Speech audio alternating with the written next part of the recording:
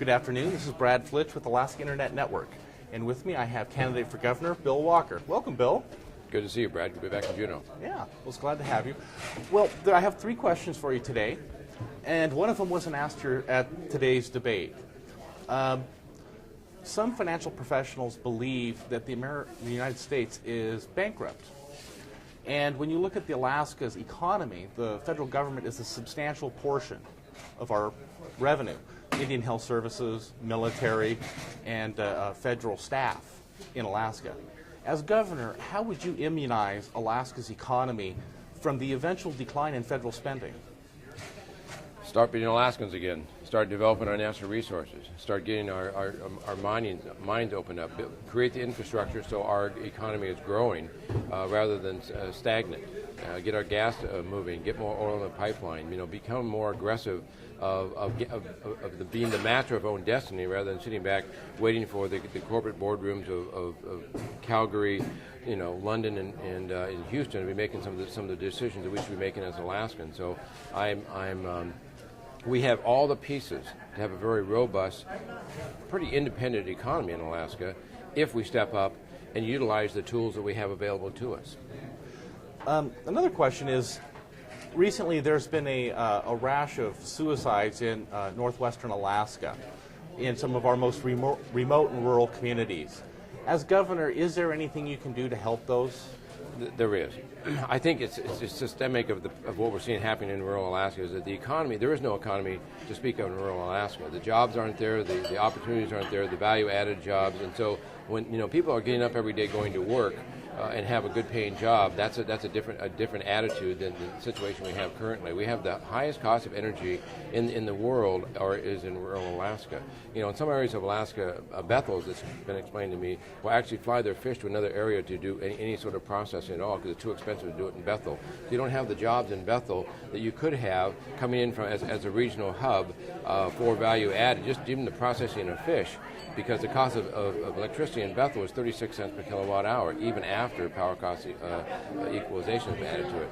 But that is only for the residential. The business will pay as high as 80 cents per kilowatt hour for electricity. So how do you create jobs when you're paying most of your money in cost of energy? So we need to look at it from a systemic problem and see what it is. I mean, it is a crisis proportion. There's no question about that, and that needs to be addressed and be addressed now. But we need to. I believe a healthy economy is a healthy community. Recently, CNBC did a business survey, and Alaska ranked dead last. It was last for everybody, but in 50th for access or transportation and infrastructure. It ranked 46th in access to capital, and yet we have more savings per capita than any other state in the Union. Right. As governor, how can you improve our business climate so that we would move up to maybe 40th? I'm an infrastructure guy. I think the role of government, especially in a down economy, is to build infrastructure for two reasons. One is that infrastructure built in a down economy puts local people to work, number one. Number two is that you get a bigger bang for the buck on construction and infrastructure project in a down economy. We need to do the infrastructure that causes businesses to come here.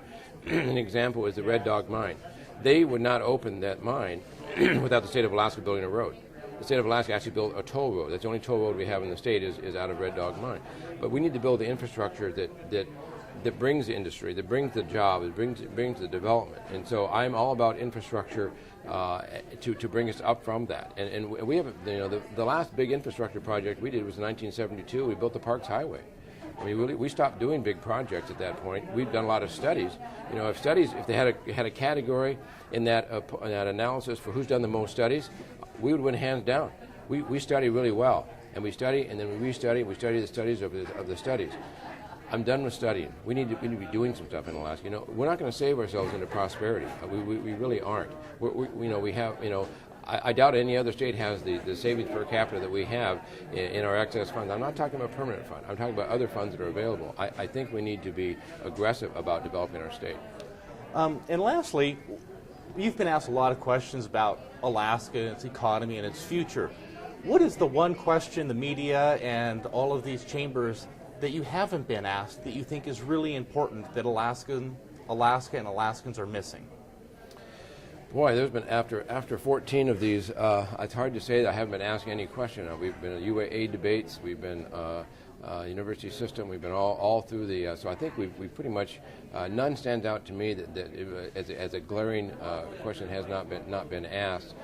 I think they've pretty well covered everything. I guess my concern really is the next generation, and that really doesn't come out very much. I mean, I guess that is the question, that they don't talk about the next generation or our kids and our grandkids as far as how they're going to survive. What concerns me is that there's very little discussion of the fact that we're running out of oil.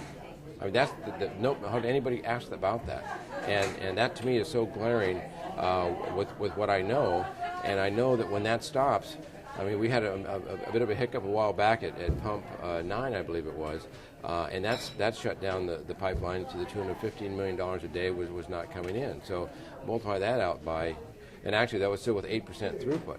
So it's the 800-pound gorilla that in the room that no one wants to talk about. You don't ever hear the governor talk about it. Recently I gave a presentation and the governor actually was there, and he said he's not concerned at all about the future. He said, I'm not afraid about the future at all.